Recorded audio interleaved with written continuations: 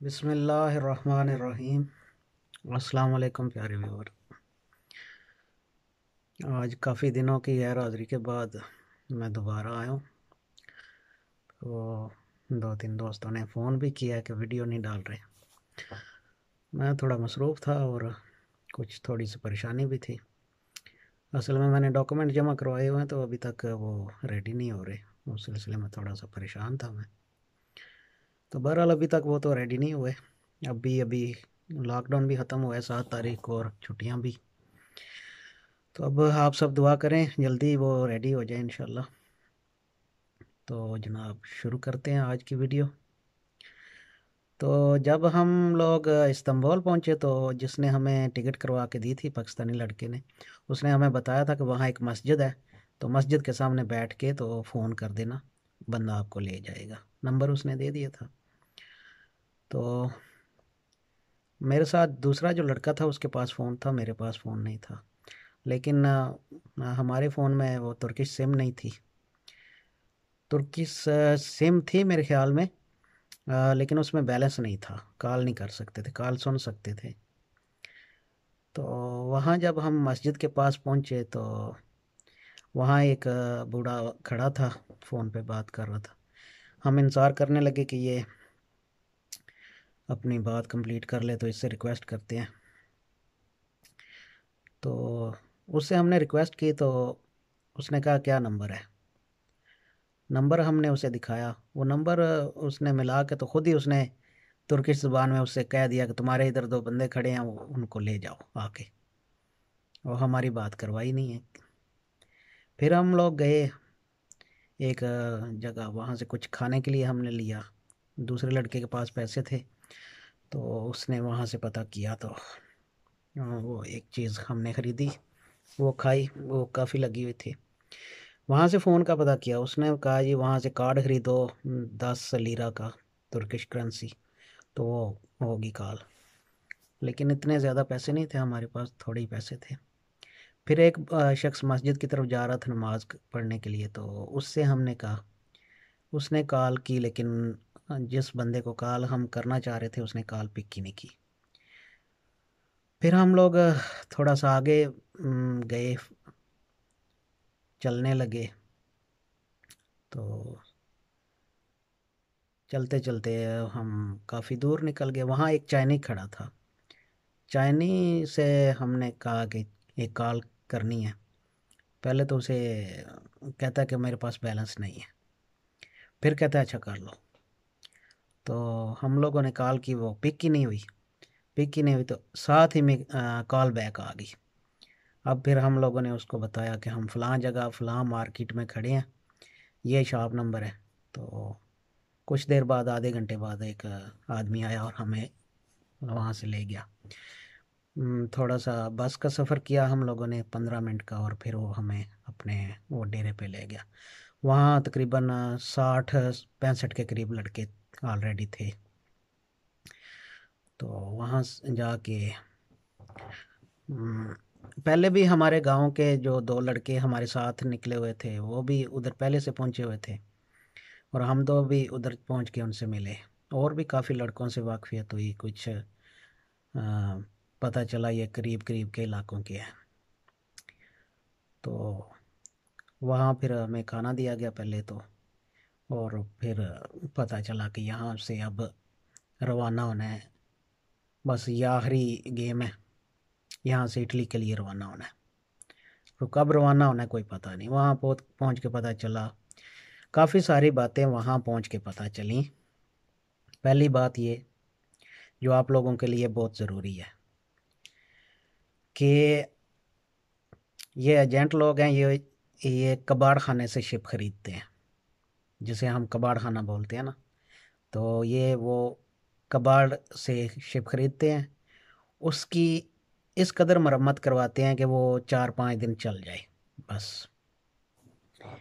وہاں کئی کہانیاں سنی، ڈوبنے کی، ترنے کی، مرنے کی، کافی دل پریشان بھی ہوا۔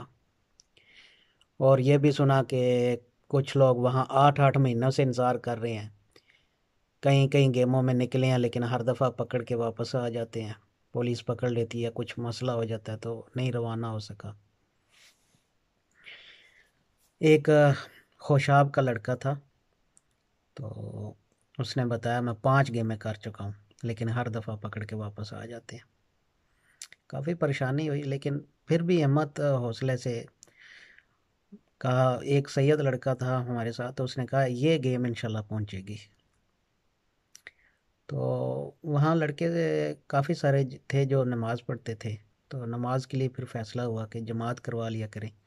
وہاں ایک اسلام آباد کا لڑکا تھا، تو وہ جماعت کروایا کرتا تھا، کبھی میں جب جماعت کروا دیتا تھا۔ بہرحال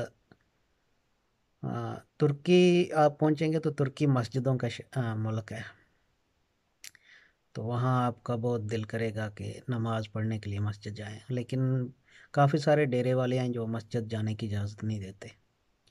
تو میں نے بہرحال وہ اپنے جو ہمارا روم کنٹرولر تھا اس سے بات کر کے میں نے مسجد جانے کے لیے، میں نے کہا مجھے صرف ایک نماز مسجد میں پڑھنے کی اجازت دے دے، صرف ایک باجماعت نماز پڑھنا چاہتا ہوں۔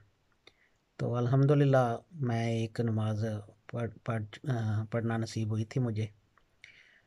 تو مغرب کی نماز میں پڑھ سکا تھا، اس نے ایک آدمی بجا تھا میرے ساتھ، تو بڑا اچھا لگا تھا۔ ترکی کی بہت خوبصورت مسجدیں ہیں، اللہ کرے آپ کو بھی وہاں نماز پڑھنا نصیب ہو۔ تو وہاں میں ایک ہفتہ رہا تھا۔ بعد میں روم کنٹرولر کو پتہ چلا کہ میں پاکستان میں کوکنگ کا کام کرتا تھا، تو پھر وہ پورے ڈیرے کی کوکنگ میرے ذمہ آ گئی، میں ہی کھانا بناتا تھا وہاں پہ، اور جو سٹاف تھا وہاں ہمیں کنٹرول کرنے کے لیے ان کا کھانا بھی میں بناتا تھا۔ ایک ہفتہ بعد ہماری گیم کی روانگی تھی، تقریباً 7 دن ہم ادھر رکے ہیں۔ 7 دن بعد ہمیں صبح صبح پتہ چل گیا کہ آج گیم روانہ ہونی ہے، اور وہاں پہ پھر جو ہم لوگ 65 کے قریب تھے، 60 کے قریب، تو ہماری جو ہمارا ڈیرا تھا اس میں صرف ایک لڑکا نہیں جانا تھا، اس کی کوئی پیمنٹ کا مسئلہ تھا شاید، باقی اور لڑکے آنے شروع ہو گئے، تو ٹوٹل 111 لڑکے ہو گئے۔ تو پھر 4 گاڑیوں میں وہ روانہ ہوئے، ازمیر جو ہے وہ بندرگاہ ہے ترکی کی، وہاں پہ 4 مختلف گاڑیوں میں ہمیں سوار کروا کے بھیجا گیا۔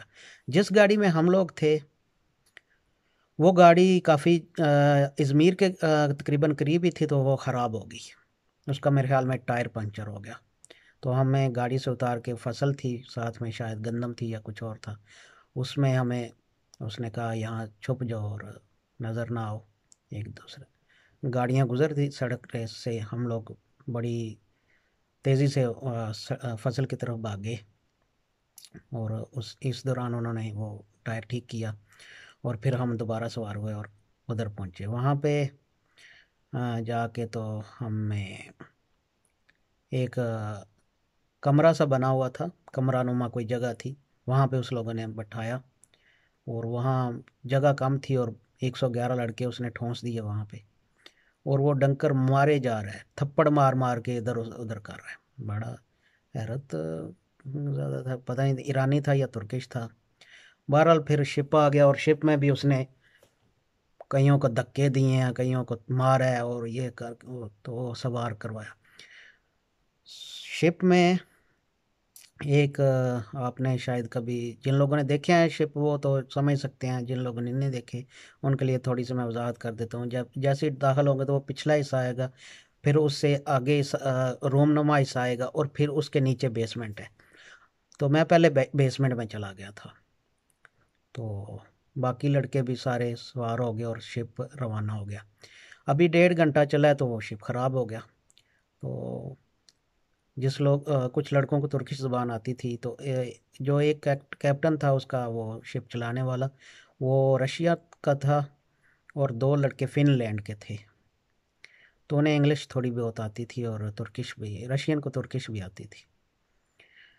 تو اس لوگوں نے کہا کہ دعا کریں، شپ خراب ہو گیا۔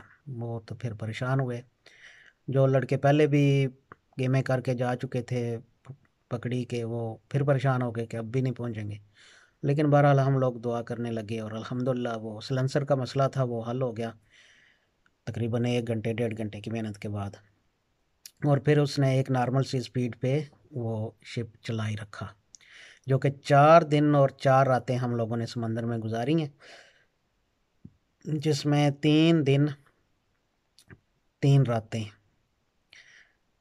4 दिन नहीं 3 दिन और 4 रातें जो हैं वो अल्हम्दुलिल्लाह बहुत अच्छे गुजरे थे।